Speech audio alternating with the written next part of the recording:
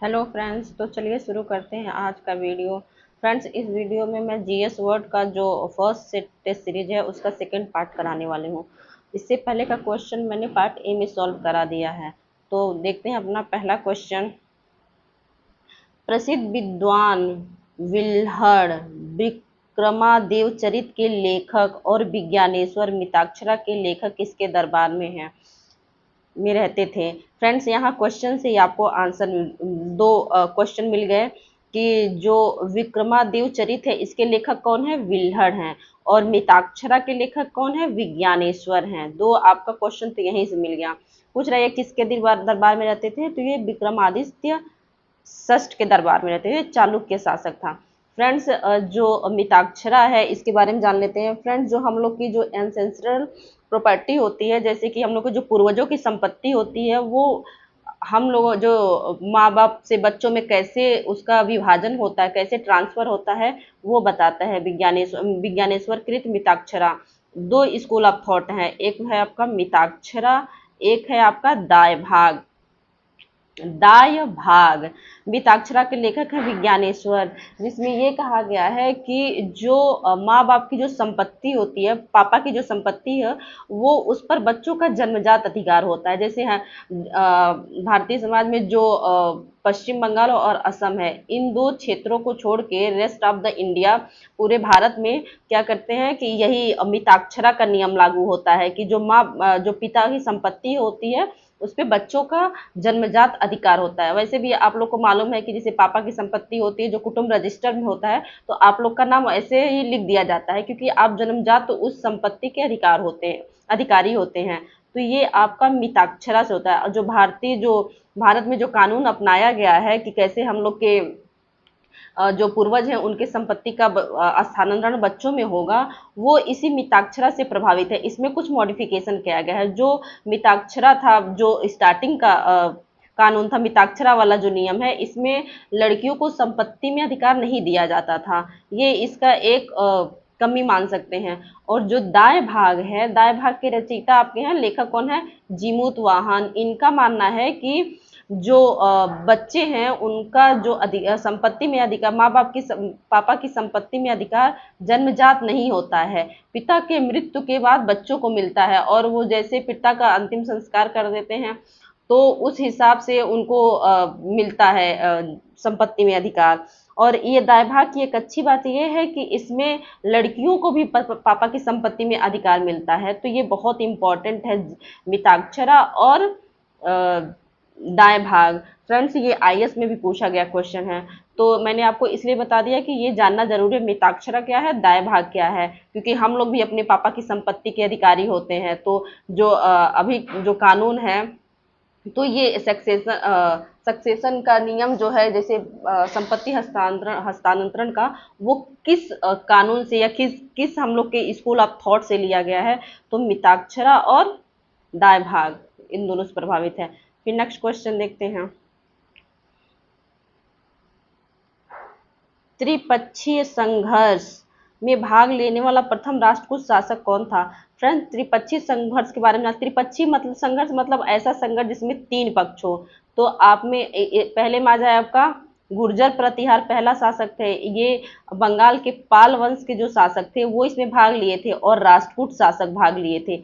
तीन लोग भाग लिए थे इस संघर्ष में। इस संघर्ष का कारण क्या था, जो कन्नौज था, ये इस कन्नौज पे 6वीं 7वीं शताब्दी में कन्नौज का बहुत ही इम्पोर्टेंट रोल था, फाइनेंस में, पॉलिटिक्स में। तो इस कन्नौज पे अधिकार करने के लिए गुर्जर प्रतिहार, राष्ट्रकूट और पाल वंश के शासकों ने एक संघर्ष किया, जिसे त्रिपक्षीय संघर्ष के नाम से जाना जाता है। तो यही पूछ रहा है कि इसमें इस संघर्ष में भाग लेने वाला प्रथम राष्ट्रकूट शासक कौन था, तो वो आपका था ध्रुव। फिर नेक्स्ट क्वेश्चन देखते हैं। होयसल राजवंश की राजधानी कहाँ स्थित थी। तो फ्रेंड्स, ये होयसल राजवंश की राजधानी आपकी द्वार समुद्र में स्थित थी। फिर नेक्स्ट क्वेश्चन देखते हैं। सुप्रसिद्ध विरूपाक्ष मंदिर और पडक्कल के स्मारकों का संबंध मुख्य रूप से किस काल से संबंधित है। फ्रेंड्स, ये वेसर जो शैली है उससे संबंधित मंदिर है। फ्रेंड्स, हम लोग को मालूम है कि आर्किटेक्चर के तीन स्टाइल हैं, वो मंदिर आर्किटेक्चर के 3 स्टाइल हैं। तो ये आपके एक नागरा है जो उत्तर में पाया जाता है, नागर शैली, फिर द्रविड़ा है मतलब द्रविड़ शैली, या फिर दक्षिण में पाया जाता है, और जो एक वेसर शैली है, वेसर शैली में ये दोनों का मिश्रण पाया जाता है। तो वही पूछ रहा है जो विरूपाक्ष मंदिर और पडक्कल स्मारक हैं ये मुख्यतः आपके वेसर शैली से संबंधित हैं। तो वही पूछ रहा है किस काल से संबंधित है, तो आपके ये चालुक्य वंश से संबंधित है। फिर नेक्स्ट क्वेश्चन देखते हैं, निम्नलिखित को क्रम में व्यवस्थित करें। राष्ट्रकूट शासक, ये बता रहा है कि जो राष्ट्रकूट शासक हैं इनको कालानुक्रम में व्यवस्थित कीजिए। फ्रेंड्स हम लोग को मालूम कि जो राष्ट्रकूट वंश है उसकी स्थापना की थी दंत दुर्ग ने, तो सबसे पहले दंत दुर्ग ही आएगा। फिर उसके बाद कृष्ण प्रथम, तो कृष्ण प्रथम के बारे में जान लेते हैं। जो एलोरा का प्रसिद्ध कैलाश मंदिर है वो उसका निर्माण कृष्ण प्रथम ने किया। फ्रेंड्स ये बहुत इंपॉर्टेंट है, कैलाश मंदिर का निर्माण किसने किया, क्यों इंपॉर्टेंट है, क्योंकि ये एकाश्म पत्थर से बना है। मतलब उस मंदिर में कई सारे पत्थर नहीं लगाए गए, एक ही पत्थर को काट के वो मंदिर बनाया गया है। तो जो एलोरा का कैलाश मंदिर है वो कृष्ण प्रथम ने बनाया, दूसरे नंबर पे आता है। फिर तीसरे पे आता है ध्रुव, अभी आपको मैंने बताया कि जो त्रिपक्षी युद्ध हुआ था उसमें भाग लेने वाला प्रथम राष्ट्रकूट शासक था। और चौथे पे आता है अमोघ वर्ष। अमोघ वर्ष जो राष्ट्रकूट शासक का बहुत ही विद्वान शासक था, इसने कविराज मार्ग और प्रश्नोत्तर मल्लिका की रचना की। फ्रेंड्स इसके बारे में बता दे रही हूँ कि ये भी क्वेश्चन पूछा जाता है। तो आपका ये चौथे नंबर पे आएगा, तो कौन सा सही हो जाएगा, 1 2 3 4, 1 2 3 4 ऑप्शन ए सही। फिर नेक्स्ट क्वेश्चन देखते हैं, पल्लव शासक सिंह विष्णु के संदर्भ में निम्नलिखित कथनों पर विचार कीजिए। उसे अवनी सिंह की उपाधि प्राप्त थी, बिल्कुल सही।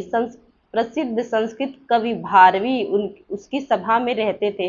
भारवी, भारवी की रचना है किराता जूनियम, किराता जूनियम, किरात ये भी क्वेश्चन पूछा गया है कि किराता जूनियम किसकी रचना है, तो भारवी की रचना है। तो ये कवि किसमें, सिंह विष्णु के दरबार में रहते थे, ये भी सही है। तो ऑप्शन आपका सही कौन सा हो जाएगा, 1 और 2 दोनों सही है, ऑप्शन सी सही। फिर नेक्स्ट क्वेश्चन देखते हैं, मत विलास प्रहसन नामक प्रसिद्ध ग्रंथ की रचना किस पल्लव शासक ने की, ये की थी आपके महेंद्र वर्मन प्रथम ने।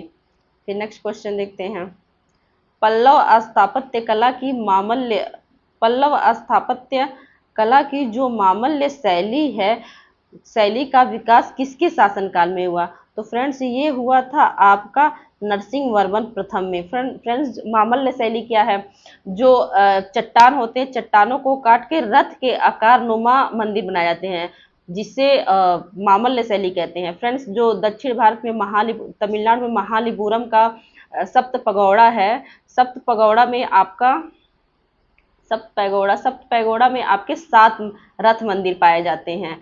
तो सबसे बड़ा इसमें कौन सा, युधिष्ठिर का रथ है, और सबसे छोटा आपका ये द्रौपदी का रथ है, ये भी क्वेश्चन पूछा गया है, द्रौपदी का रथ है। तो महाबलीपुरम का जो सप्त पगौड़ा मंदिर है वो मामल्य शैली में ही बनाया गया है, कि चट्टान को काट के रथनुमा मंदिर एक तरह से बनाए गए हैं, रथ बनाए गए हैं। तो ये बनाए मामल्य, वो बनाए मामल्य शैली में, और इसका जन्मदाता कौन है, नरसिंह वर्मन प्रथम। फिर नेक्स्ट क्वेश्चन देखते हैं, ये आपके मिलान वाले क्वेश्चन है। शैली का निर्माण नाम दिया है और इधर शासक कौन थे, महेंद्र शैली। तो महेंद्र शैली का निर्माण महेंद्र वर्मन ने किया, जो ये पल्लव शासक थे महेंद्र वर्मन।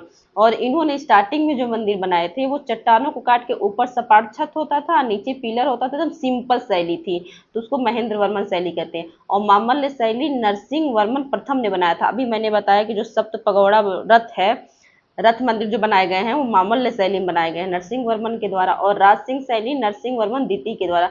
और जो राज सिंह शैली है इसमें क्या होता है कि ये चट्टानों पे नहीं, जिसे अभी कहीं भी क्या बोलते हैं कि सपाट एरिया पे मंदिर संरचनात्मक मंदिर बना दिए जाते हैं, जहाँ चट्टान के सपोर्ट की जरूरत नहीं होती है, वो मंदिर होते हैं आपके आते हैं राज सिंह शैली में। इसका निर्माण नरसिंह वर्मन द्वितीय ने किया था। तो आपका ऑप्शन कौन सा सही हो जाएगा, ए का 2, बी का 3, सी का ऑप्शन बी सही हो जाएगा। फिर नेक्स्ट क्वेश्चन देखते हैं, चोल वंश के किस शासक ने गंगेकोंड चोल की उपाधि धारण की और गंगेकोंड चोलपुरम को अपनी राजधानी बनाया। फ्रेंड्स ये था आपका राजेंद्र प्रथम। राजेंद्र प्रथम ने क्या किया, जो उत्तर भारत बंगाल का शासक था महिपाल, महिपाल को पराजित किया और इसी महिपाल को पराजित करने के उपलक्ष्य में गंगईकोंड चोल की उपाधि धारण की।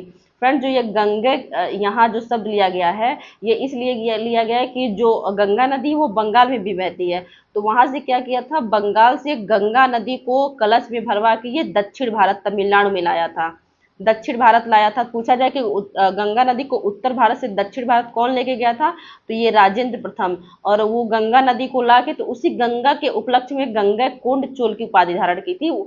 हराया तो था उसको महिपाल को, इसलिए गंगेकोंड की उपाधि धारण की, लेकिन जो गंगा है ये गंगा का प्रतिनिधित्व करता है। और क्या किया, यहाँ इसने गंगेकोंड नाम की दक्षिण भारत में एक झील का भी निर्माण किया। अगर पूछा जाए कि गंगेकोंड चोल झील का निर्माण किसने किया था, तो राजेंद्र प्रथम ने। अब जहाँ गंगे शुरू में आ गया तो वो समझ लीजिए राजेंद्र प्रथम से ही संबंधित है। अब देख लिया गंगेकोंड चोलपुरम, इसको राजधानी किसने बनाया, राजेंद्र प्रथम ने, तो ऑप्शन बी सही हो जाएगा। फिर नेक्स्ट क्वेश्चन देखते हैं। तंजौर का प्रसिद्ध राजराजेश्वर या बृहदेश्वर मंदिर किस चोल शासक द्वारा बनाया गया। फ्रेंड, जो दक्षिण भारत का राजराजेश्वर मंदिर है ये द्रविड़ शैली में बना है, द्रविड़ शैली में बना है और दक्षिण भारत का सबसे ऊंचा मंदिर है ये। ऐसे ऐसे द्रविड़ शैली, इसके शिखर जो होते हैं ऐसे पिरामिडानुकार होते हैं, तो द्रविड़ शैली का बना और सबसे बड़ा मंदिर है, बहुत ही बृहद है।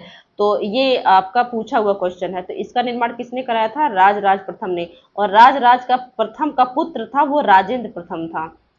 फिर नेक्स्ट क्वेश्चन देखते हैं।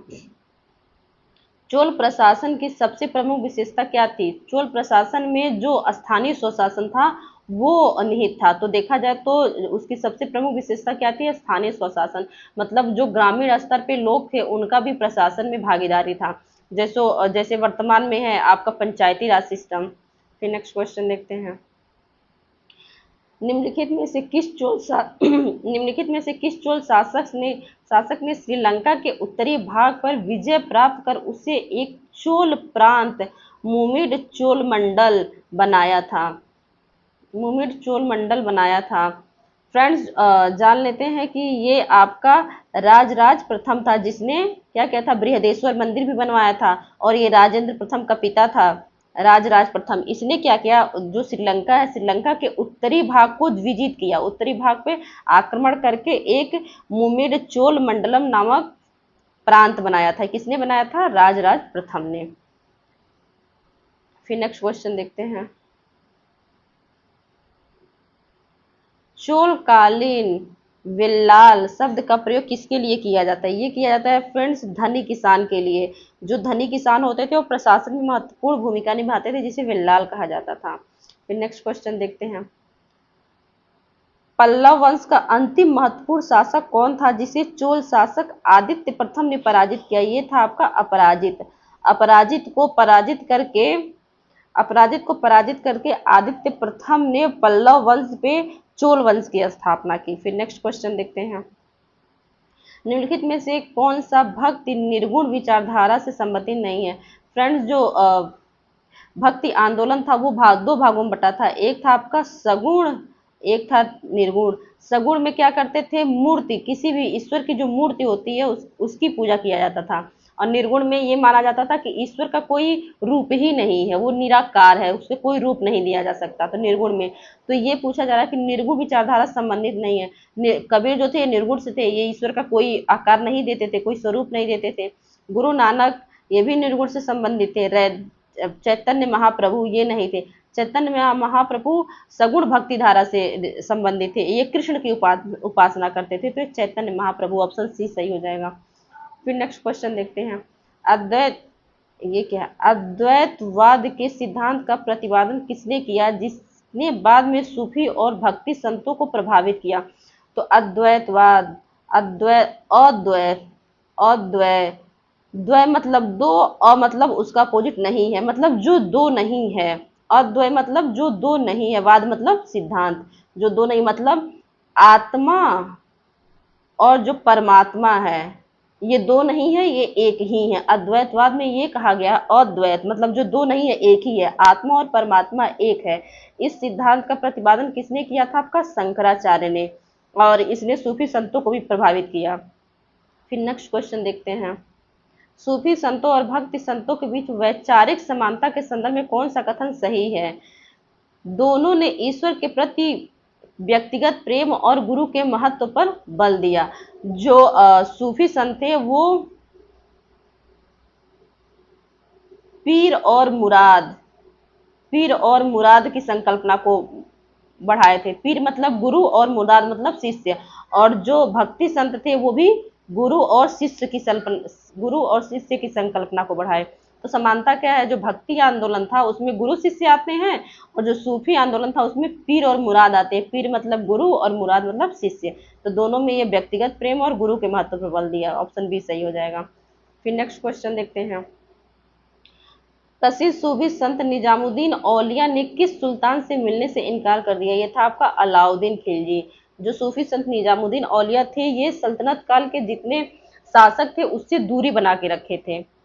फिर नेक्स्ट क्वेश्चन देखते हैं। भक्ति आंदोलन के उस संत का नाम बताइए जिसने सबसे पहले अपने संदेश के प्रचार के लिए हिंदी का प्रयोग किया। ये थे आपके रामानंद। फ्रेंड्स, आप लोग को मालूम है कि जो भक्ति आंदोलन जो स्टार्ट हुआ, भक्ति आंदोलन क्यों स्टार्ट हुआ? क्योंकि 7वीं 8वीं शताब्दी तक जो हिंदू धर्म था वो बहुत ही एक तरह से कुरीतियों से भर गया था, और बहुत ही लोग हिंदू धर्म को छोड़ के बौद्ध धर्म अपना रहे थे। उसी समय भारत में इस्लाम का भी आगमन हो गया था, इस्लाम की तरफ भी लोग जा रहे थे। तो जो भक्ति संत थे, हिंदू धर्म के भक्त थे, उन्होंने ये सोचा कि हम लोग क्यों ना जो हिंदू धर्म है उसमें जो कुरीतियां हैं उसको दूर करके इसको फिर से रिवाइव करें और लोगों को हिंदू धर्म की तरफ आकर्षित करे। तो इसीलिए ये भक्ति आंदोलन शुरू हुआ। और जब भक्ति आंदोलन शुरू हुआ तो 8वीं 9वीं शताब्दी में देखिएगा जो बौद्ध धर्म है वो बहुत नीचे आने लगा कि लोग फिर से क्या करें, हिंदू धर्म की ओर आकर्षित होने लगे। तो ये शुरू किया गया था दक्षिण भारत में। जो भक्ति आंदोलन था दक्षिण भारत में शुरू किया, किसके द्वारा? अलवार और नयनार संत द्वारा। ये पूछा जाता है। अलवार जो थे वो विष्णु भगवान जी के उपासक थे, यानी वैष्णव संप्रदाय के थे। और जो नयनार थे शिव के उपासक थे, यानी शैव संप्रदाय के उपासक थे। तो ये पूछा गया है यही कि ये सब लोग अपने भक्ति आंदोलन में अपना अपना संदेश दिए। तो यही पूछा जा रहा है किसने हिंदी में दिया संदेश। तो फ्रेंड्स, ये जो भक्ति आंदोलन या दक्षिण भारत में संपन्न स्टार्ट हुआ था, लेकिन उत्तर भारत में इसको रामानंद ले गए। और रामानंद के वजह से ही जो भक्ति आंदोलन है वो बहुत फेमस हुआ। क्यों? क्योंकि जो रामानंद थे वो अपने संदेश का प्रचार हिंदी भाषा में कर रहे थे, और हिंदी भाषा जो है लोकल भाषा थी, लोगों को बहुत अच्छे से समझ आने लगी। तो हिंदी जो भक्ति आंदोलन है उसका बहुत तेजी से प्रसार हुआ। तो ये आपका ऑप्शन कौन सा सही हो जाएगा? रामानंद। फ्रेंड्स, मैं आपको थोड़ा डिटेल में बता देती हूँ कि स्टोरी के नुमा आपको मालूम रहेगा तो ये भूलेगा नहीं। फ्रेंड्स, नेक्स्ट क्वेश्चन देखते हैं। इस्लाम के भारत आगमन का भारतीय वास्तुकला पर क्या प्रभाव पड़ा? फ्रेंड्स, जब इस्लाम भारत आया तो फिर यहाँ एक वास्तुकला की इंडो इस्लामिक शैली का जन्म हुआ। और इंडो इस्लामिक शैली में क्या होता था? मेहराब, आर्क, ऐसे आप देखे होंगे, ऐसे आर्क नुमा मेहराब बनाए जाते थे। और फिर ऊपर आप देखें ताजमहल के ऊपर ऐसे गुंबद बनाए जाते थे, इसमें फिर मीनार भी होता था। फिर इसका प्रचलन बढ़ा। तो ये क्या प्रभाव पड़ा? भारतीय जो वास्तुकला है उसमें मेहराब, आर्क, गुंबद का प्रचलन बढ़ा। तो ये आपका ऑप्शन बी सही हो जाएगा। फिर नेक्स्ट क्वेश्चन देखते हैं। वहदत उल वजूद, अस्तित्व की एकता। मतलब इसमें भी यही कहा गया है कि ईश्वर मतलब परमात्मा और आत्मा एक ही है। वजूद मतलब दोनों का वजूद एक ही है। वहदत उल वजूद का मतलब दोनों का वजूद एक है। अस्तित्व की एकता का सिद्धांत किस सूफी संप्रदाय से अधिक गहराई से जुड़ा है? तो ये आपका चिश्ती संप्रदाय से है। इसी वजह से ये शंकराचार्य द्वारा दिए गए अद्वैतवाद सिद्धांत से मिलता जुलता है। और इस सिद्धांत का ज्यादा प्रचार किसने किया? जो चिश्ती संप्रदाय था। इसलिए देखिए भारत में सबसे ज्यादा फेमस कौन सा संप्रदाय हुआ? चिश्ती संप्रदाय हुआ, जिसके प्रवर्तक कौन थे? मोइनुद्दीन चिश्ती, जिनका जो स्थल है, समाधि स्थल है, वो अजमेर में है, और अकबर वहां हमेशा चादर चढ़ाने जाया करता था। फिर नेक्स्ट क्वेश्चन देखते हैं। भक्ति और सूफी आंदोलनों ने भारतीय समाज में किस कुरीति पर सबसे कड़ा प्रहार किया? ये क्या था? जातिवाद और छुआछूत पर। फिर नेक्स्ट क्वेश्चन देखते हैं। दक्षिण भारत के अलवार, देखिए अभी मैंने कुछ टाइम पहले बताया, अलवार संत किसकी उपासना करते थे? तो फ्रेंड्स ये आपके विष्णु के हो गया, और यही नैनार पूछता तो शिव के हो जाते हैं। फिर नेक्स्ट क्वेश्चन देखते हैं। मध्यकाल में गंगा जमुनी तहजीब के विकास में किसका योगदान सर्वाधिक रहा?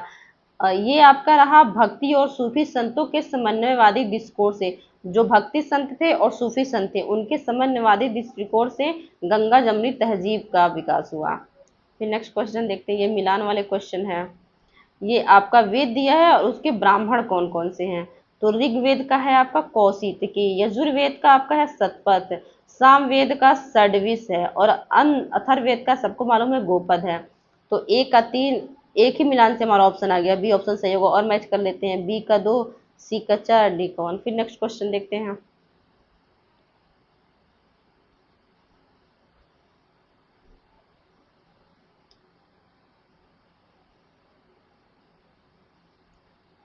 बुद्ध के जीवन से संबंधित दिए गए घटना और प्रतीक चिन्हों का सही युग्म सुमेलित है। बताना है कि कौन सा युग्म सही सुमेलित है। तो आपका जन्म का प्रतीक क्या है? कमल प्लस सांड भी है, कमल दिया तो ये भी सही है, कमल भी है सांड भी है। ज्ञान का प्रतीक बोधि वृक्ष है, ये भी सही है। मृत्यु का प्रतीक पद चिन्ह नहीं, मृत्यु का प्रतीक है आपका स्तूप, जो स्तूप बनाए जाते हैं बौद्ध धर्म में, वो बुद्ध भगवान के मृत्यु का प्रतीक है। गृह त्याग घोड़ा, गृह त्याग का प्रतीक है घोड़ा। तो आपका ऑप्शन कौन सा सही हो जाएगा? 1 2 4, 1 2 4, 1 2 4, ऑप्शन सी सही हो जाएगा। सही उत्तर का ही चयन करना था। फिर नेक्स्ट क्वेश्चन देखते हैं। महेंद्र वर्मन शैली का संबंध निम्नलिखित में से किस वंश से? पल्लव वंश का। भी कुछ टाइम पहले मैंने बताया, पल्लव वंश के शासक महेंद्र वर्मन, नरसिंह वर्मन द्वितीय, ये लोग थे। तो ये पल्लव वंश से संबंधित थे महेंद्र वर्मन। फिर नेक्स्ट क्वेश्चन देखते हैं। ये पुस्तक का नाम दिया और लेखक के नाम से मैच करना है। 10 कुमार चरित्र ये आपके दंड की रचना है।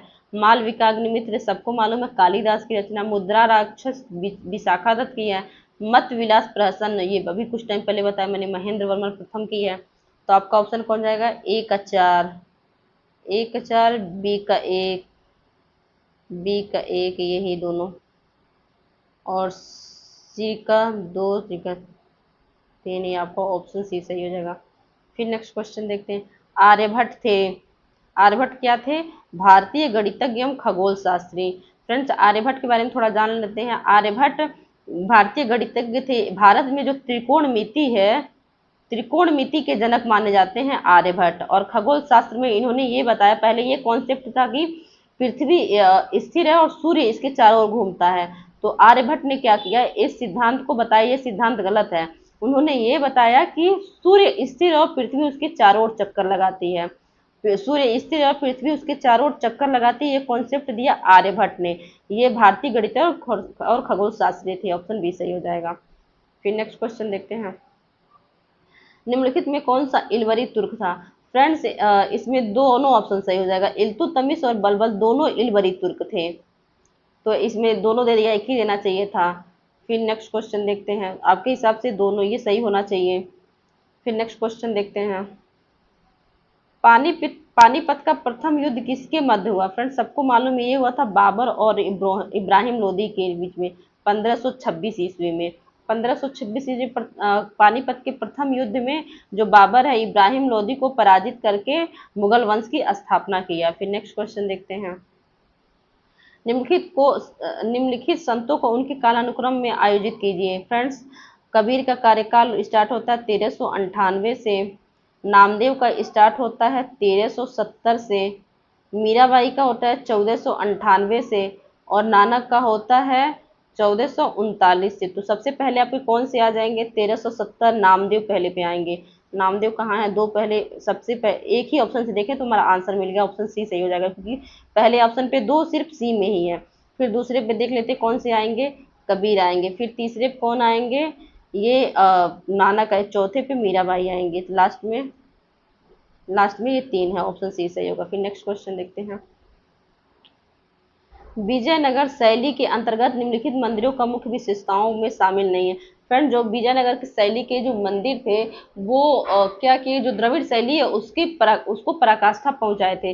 जो इस शैली में जो गोपुरम था, गोपुरम यानी जो दरवाजा, इसका जो गेट था बहुत ऊंचा बनाया गया, सबसे ऊंचा बनाया गया ये विजयनगर शासन में ही। मंदिरों की दीवारें पर नक्काशी और ज्यामिति पैटर्नों से अत्यधिक अलंकृत था, बिल्कुल सही, इसको अलंकृत किया गया था जब नक्काशी और ज्यामिति पैटर्न से। केंद्रीय मंडप को कल्याण मंडप कहा जाने लगा, बिल्कुल सही, जो केंद्रीय मंडप था उसको कल्याण मंडप भी कहा जाने लगा। मंदिरों में धर्मनिरपेक्ष अवधारणा को भी प्रचलित किया गया।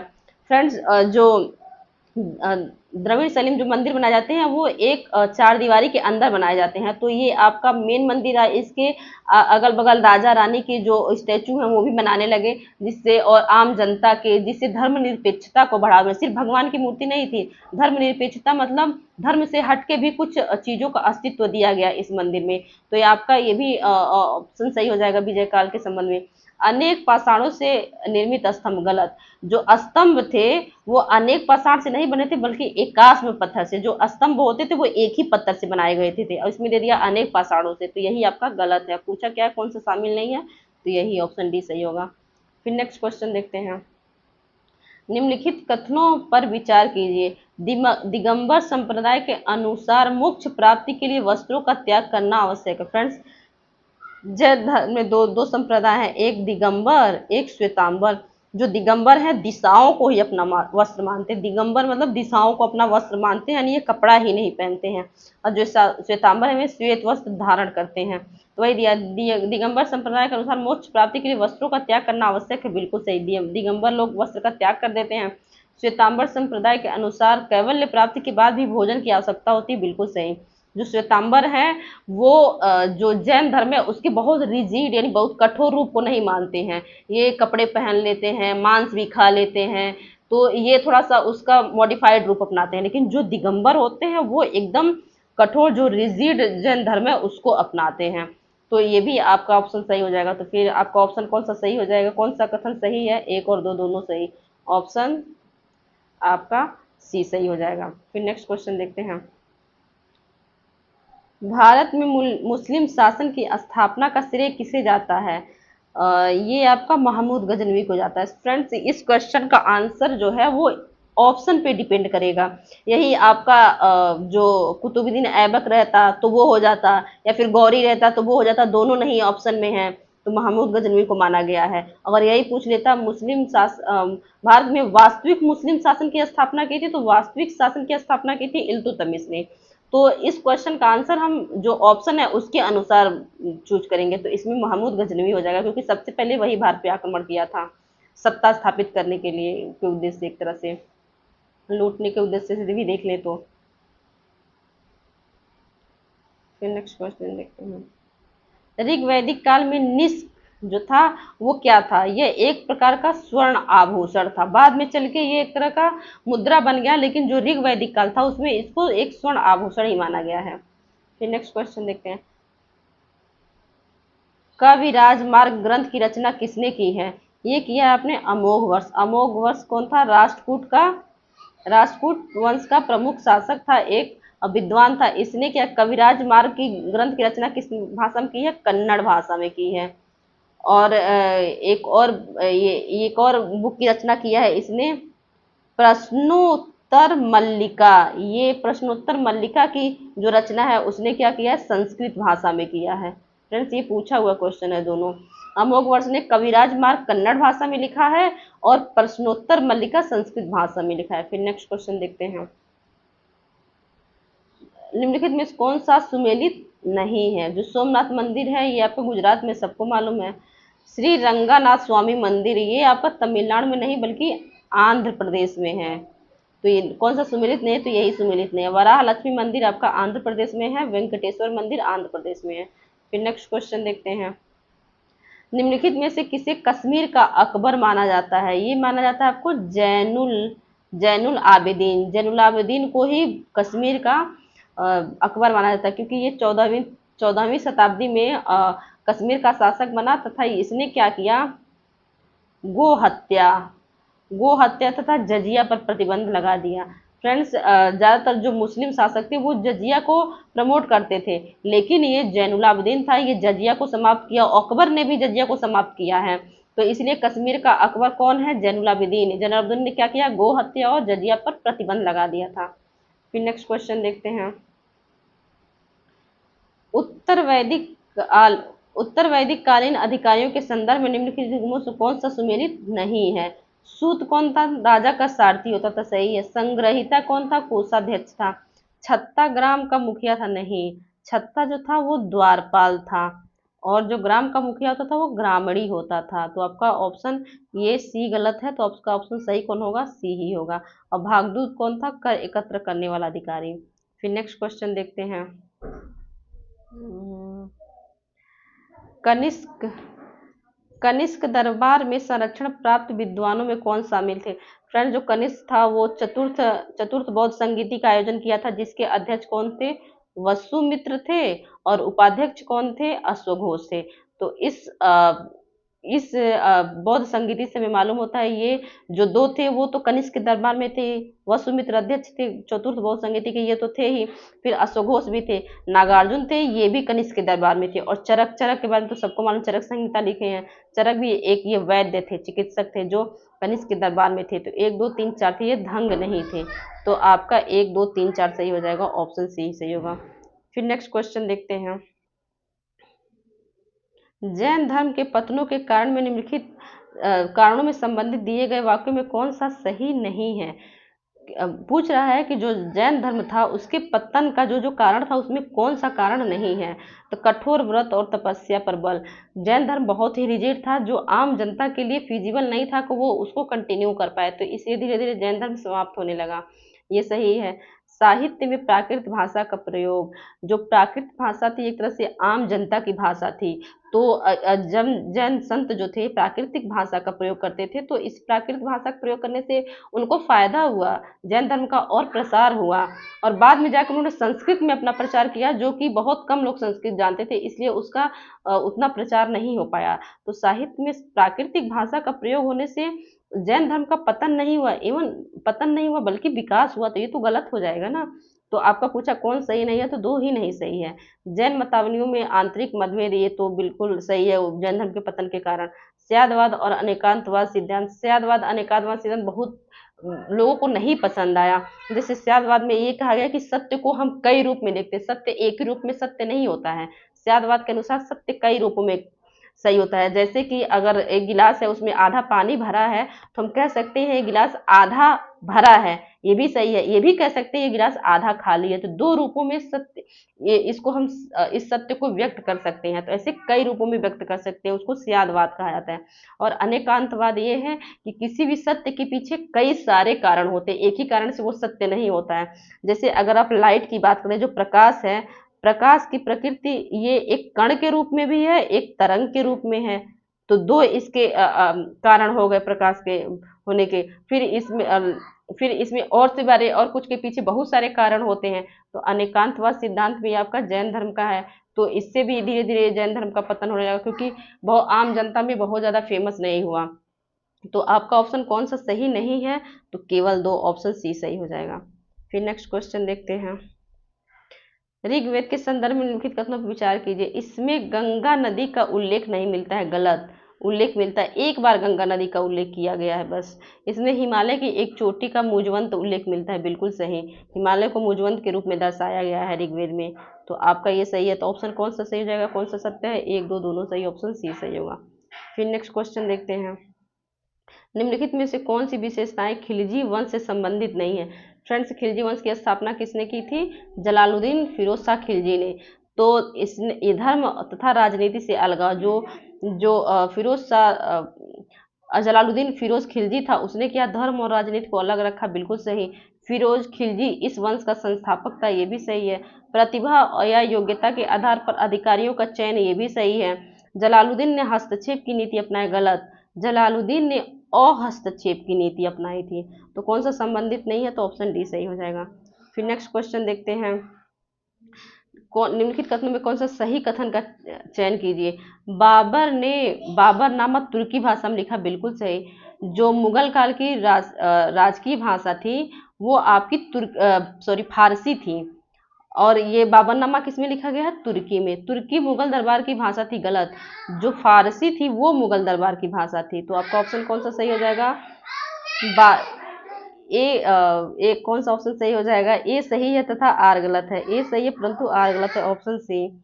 फिर नेक्स्ट क्वेश्चन देखते हैं। निम्नलिखित में दिल्ली सल्तनत के संबंधित कौन सा युग्म सुमेलित नहीं है? जकात है जो वो मुस्लिमों से लिया जाने वाला स्वैच्छिक कर है, बिल्कुल सही। खराज क्या है? गैर मुसलमानों से लिया जाने वाला भू राजस्व कर, ये भी सही है।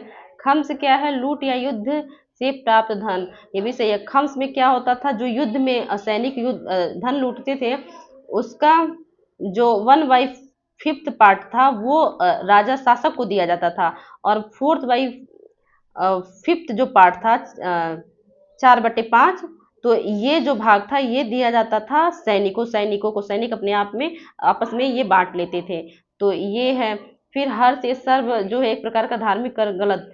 हर वे हक ये सर्व जो है एक सिंचाई कर है, और इस सिंचाई कर किसने लगा था? फिरोज शाह तुगलक ने सिंचाई कर लगाया था, जिसका क्या नाम था? हक ये सर्व। तो यही आपका गलत हो जाएगा। तो ऑप्शन डी गलत है, तो यही सही होगा। फिर नेक्स्ट क्वेश्चन देखते हैं। निम्नलिखित में कौन सा युग्म सही नहीं है? द्वैतवाद। द्वैतवाद मतलब कि आत्मा और परमात्मा दो हैं, दो सिद्धांत दिया गया, तो ये माधवाचार्य के द्वारा। द्वैतवाद ये निम्बकाचार्य के द्वारा। अद्वैतवाद शंकराचार्य के द्वारा। विशिष्टाद्वैतवाद वल्लभाचार्य, गलत। विशिष्टाद्वैतवाद की स्थापना की जो सिद्धांत जो दिया था ये आपका रामानुजाचार्य ने दिया था, रामानुजाचार्य। और जो वल्लभाचार्य हैं इन्होंने दिया था आपका शुद्धाद्वैतवाद। तो शुद्धाद्वैतवाद की स्थापना की थी वल्लभाचार्य ने, और विशिष्टाद्वैतवाद की स्थापना की थी रामानुजाचार्य ने। तो आपका ऑप्शन यही गलत है, तो ऑप्शन डी सही हो जाएगा। फिर नेक्स्ट क्वेश्चन देखते हैं। अशोक द्वारा निर्मित स्तंभों की विशेषताओं के अंतर्गत शामिल नहीं है। स्वतंत्र रूप से स्थापित किए गए हैं, बिल्कुल सही है। जो अशोक के स्तंभ में स्वतंत्र रूप से स्थापित किए गए हैं। एकाश्म पत्थर है, हाँ एक ही पत्थर से बनाए गए हैं। स्तंभों के सिर पर मानव आकृति है, गलत। स्तंभ के शीर्ष पर यहाँ पे शेर की आकृति बनाई गई है, जानवर की आकृति है। मानव आकृति ईरान के स्तंभ पे बनाए गए हैं। तो ये आपका सी गलत हो जाएगा। तो कौन सा सही नहीं है? तो यही सही नहीं, ऑप्शन सी। पालिशदार और चमकदार, हाँ इस पे पॉलिश किया गया जिससे चमकदार है। फिर नेक्स्ट क्वेश्चन देखते हैं। निम्नलिखित में से किस स्थल पर हड़प्पा पूर्व और हड़प्पा कालीन दोनों संस्कृतियों के अवशेष मिलते हैं? फ्रेंड्स ये मिलते हैं आपके कालीबंगा प्लस ये आपके बनावली से। तो ऑप्शन में कालीबंगा ने दिया, सिर्फ बनावली दिया, तो बनावली ऑप्शन डी सही हो जाएगा। कालीबंगा होता तो वो भी सही होता। फिर नेक्स्ट क्वेश्चन देखते हैं। निम्नलिखित ये सूची 1 को सूची 2 से मिलाना है कि प्रथम बौद्ध संगीति प्रथम बौद्ध संगीति किसके काल में हुई थी? अजातशत्रु के काल में। बुद्ध की मृत्यु के बाद तुरंत अजातशत्रु था जिसने राजगृह के सप्तकर्णी गुफा में प्रथम बौद्ध संगीति का आयोजन किया। द्वितीय बौद्ध संगीति का आयोजन किया था आपका कालाशोक ने। तृतीय का किया था अशोक ने। चतुर्थ का कनिष्क ने। तो आपका ऑप्शन कौन सा सही हो जाएगा? ए का 4, एक ही मिलान से हमारा आंसर मिल गया। बी का 1, सी का 2, ऑप्शन बी सही है। फिर नेक्स्ट क्वेश्चन देखते हैं। सार्वजनिक वितरण प्रणाली का जनक किसे माना जाता है? ये माना जाता है अलाउद्दीन खिलजी को। अलाउद्दीन खिलजी ने बाजार नियंत्रण की नीति अपनाई, लेकिन उसको मालूम था सिर्फ इससे ही लोगों का भला नहीं हो सकता। इससे क्या, अगर हमें आपातकालीन स्थितियों से निपटने के लिए राशन का संग्रह करना पड़ेगा, तो जो सार्वजनिक वितरण प्रणाली है वो अलाउद्दीन खिलजी ने चलाई थी। फिर नेक्स्ट क्वेश्चन देखते हैं। गुलामों का गुलाम किसे कहा जाता है? ये कहा जाता है आपका इल्तुतमिश को। क्यों? क्योंकि जो कुतुबुद्दीन ऐबक था वो मोहम्मद गौरी का गुलाम था, और ये कुतुबुद्दीन ऐबक का जो गुलाम था वो इल्तुतमिश था। यानी इल्तुतमिश इस गुलाम का भी गुलाम था। तो गुलामों का गुलाम किसे कहा जाता है? इल्तुतमिश को। फिर नेक्स्ट क्वेश्चन देखते हैं। दीवान एक कोही किस सुल्तान से संबंधित? दीवान एक कोही कृषि विभाग से संबंधित था, जिसके अंतर्गत कृषि की सुधार किया जाता था और किसानों को लोन दिए जाते थे। तो इसकी स्थापना किसने की थी? मोहम्मद बिन तुगलक ने। ऑप्शन ए सही हो जाएगा। फिर नेक्स्ट क्वेश्चन देखते हैं। बुद्ध ने अपना प्रथम उपदेश कहाँ दिया था? ये तो सबको मालूम है, सारनाथ में। फिर देखते हैं। दक्षिण में विष्णु का अवतार किसे माना जाता है? ये माना जाता है रामानुजाचार्य को। फिर नेक्स्ट क्वेश्चन देखते हैं। निम्नलिखित में से अशोक के द्वारा विभिन्न देशों में भेजे गए धर्म प्रचारकों से संबंधित युग्म सही नहीं है। फ्रेंड्स ये बहुत इंपॉर्टेंट है। ये पूछ रहा है जो कि धर्म प्रचार के लिए अशोक द्वारा जिन जिन क्षेत्रों में धर्म प्रचारकों को भेजा गया था उसमें कौन सा सही नहीं है? तो आप देख लीजिए, महेंद्र और संघमित्रा श्रीलंका में गए थे, ये सबको मालूम है। महाधर्म रक्षित ये महाराष्ट्र में गए थे। मंजिम हिमालयवर्ती देशों में गए थे और मझांतिक कश्मीर तथा गांधार में गए थे। तो ये आपका चारों ऑप्शन सही है। पूछा क्या है, कौन सा सही नहीं है? तो प्रयोग में से कोई नहीं, यानी सब सही है। फिर नेक्स्ट क्वेश्चन देखते हैं, निम्नलिखित में कौन सा संस्कृत में लिखा गया विश्व का सर्वाधिक प्राचीनतम अभिलेख है? विश्व में लिखा जाने वाला प्राचीनतम अभिलेख जो कि संस्कृत में है वो आपका है रुद्रदमन का जूनागढ़ अभिलेख। जूनागढ़ कहाँ है? आपका गुजरात में। और इसके संस्थापक कौन है? रुद्रदमन। फिर नेक्स्ट क्वेश्चन देखते हैं आपका, निम्नलिखित में किसने भारत में स्वर्ण सिक्कों का प्रचलन नियमित उपयोग के लिए किया? फ्रेंड, इससे पहले भी हिंद एवं जो यूनानी थे वो उन्होंने क्या किया था, स्वर्ण सिक्कों का प्रचलन किया, लेकिन नियमित रूप से वो नहीं था। लेकिन जो कनिष्क कुषाण वंश के शासक थे, कुषाण वंश की स्थापना किसने की थी? कुजुल कडफिसस ने। लेकिन जो कनिष्क वंश का ये कुषाण वंश का संस्थापक था कुजुल कडफिसस, इसने सोने के सिक्के नहीं जारी किए, इसने सिर्फ चांदी के सिक्के जारी किए। इसके बाद कुजुल कडफिसस के बाद आता है आपका विम कडफिसस। विम कडफिसस क्या किया, उसने सोने के सिक्के जारी किए।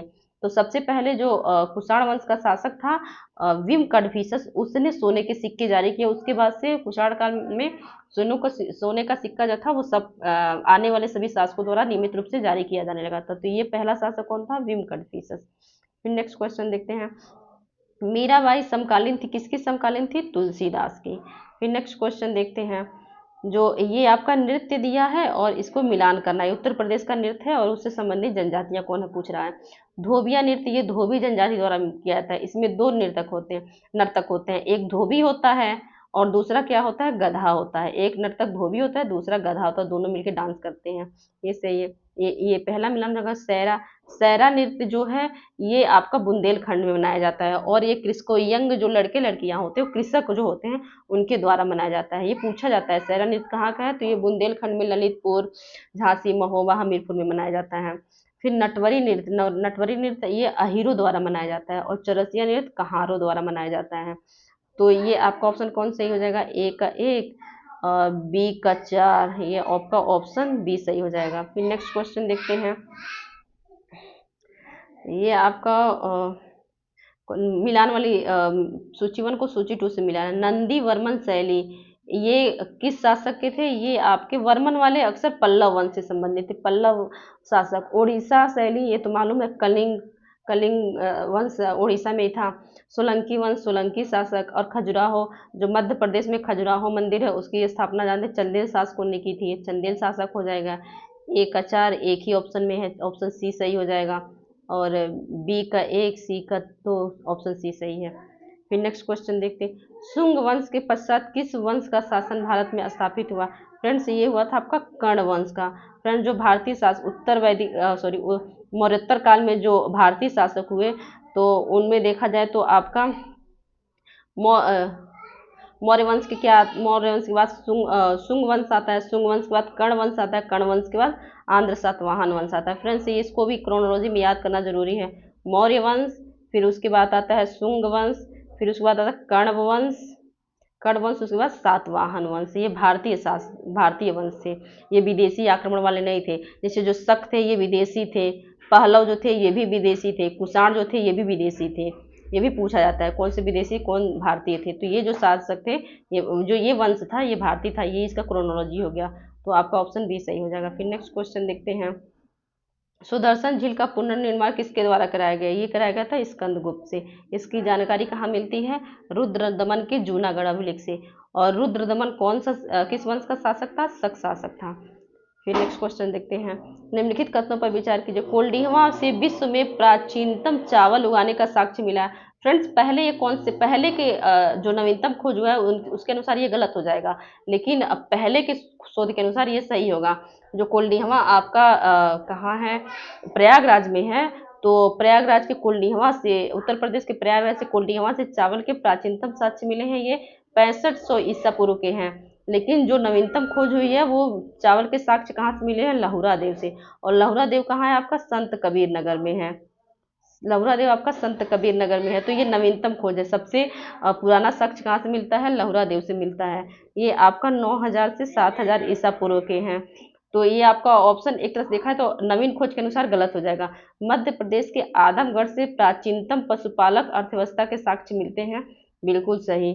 तो मध्य प्रदेश में जो आदमगढ़ है वो पशुपालन अर्थव्यवस्था का साक्ष्य देता है और ये मध्य पाषाण काल का स्थल है आदमगढ़। तो आपका ऑप्शन कौन सा सही हो जाएगा? केवल 2। फिर नेक्स्ट क्वेश्चन देखते हैं। पानीपत के प्रथम युद्ध में तुर्कों की विजय का प्रमुख कारण क्या था? पानीपत का जो प्रथम हुआ था बाबर और इब्राहिम लोदी के बीच में हुआ था, ये सबको मालूम है। तो इब्राहिम लोदी की बहुत बड़ी सेना थी, अब बाबर की बहुत छोटी, लेकिन फिर भी बाबर जीत गया। क्यों? क्योंकि इसने तोपखाना का यूज किया था। तोप से बहुत सारे सैनिकों को एक ही बार में उड़ा देता था। तो ऑप्शन डी सही हो जाएगा। फिर नेक्स्ट क्वेश्चन देखते हैं। बाबर और हुमायूं के शासन काल का वितरण और तत्कालीन समाज का उल्लेख निम्नलिखित में से किस रचना में देखने को मिलता है? तो हुमायूंनामा में हुमायूंनामा की लेखिका कौन है? गुलबदन बेगम। गुलबदन बेगम। गुलबदन बेगम कौन थी? हुमायूं की बहन थी, अकबर की बुआ थी। तो ये हुमायूं की जो बहन गुलबदन बेगम है, उन्होंने हुमायूंनामा की रचना की, जिसमें बाबर और हुमायूं के शासन की जानकारी मिलती है। फिर नेक्स्ट क्वेश्चन देखते हैं। इसमें पूछा गया निम्नलिखित में से कौन सा सुमेलित नहीं है? गौड़ वहो वाकपति उसके लेखक है। मृक्ष कटिकम शूद्रक ये बहुत इंपॉर्टेंट है। नीतिसार विशाखा दत्त गलत। विशाखा दत्त मुद्रा राक्षस के लेखक हैं और नीतिसार कामेदक हैं इसके लेखक। तो नीतिसार के लेखक कौन है? कामेदक। और महाभाष्य के रचनाकार पतंजलि है। तो आपका यही गलत दिया है। तो कौन सा सुमेलित नहीं है? तो ऑप्शन सी सही होगा। नीतिसार के लेखक कौन है? कामेदक। और विशाखा दत्त ने किसकी रचना की है? मुद्रा राक्षस की। फिर नेक्स्ट क्वेश्चन देखते हैं। तालीकोटा का युद्ध 1565 ईस्वी में निम्नलिखित में से किन शासकों के बीच लड़ा गया था? ये आपका लड़ा गया था विजयनगर और बीजापुर अहमद तथा गोलकुंडा सेनाओं के बीच। फिर नेक्स्ट क्वेश्चन देखते हैं। बौद्ध धर्म का पालना किसे कहा जाता है? फ्रेंड्स, अगर राज्यों के दृष्टिकोण से देखा जाए तो सभी राज्यों में बौद्ध धर्म का पालना उत्तर प्रदेश को कहा जाता है। लेकिन अगर उत्तर प्रदेश के जिलों में पूछा जाए तो कौशाम्बी को उत्तर प्रदेश का पालना कहा जाता है। फिर नेक्स्ट क्वेश्चन देखते हैं। आगरा घराना से संबंधित कथनों में से गलत कथन का चयन कीजिए। कौन सा कथन गलत है? यह मुगल काल में संगीत का सबसे बड़ा केंद्र था। बिल्कुल सही। इसे कव्वाल बच्चा घराना भी कहा जाता है। ये भी सही है। इसकी शुरुआत जहांगीर के दरबार से मानी जाती है। गलत।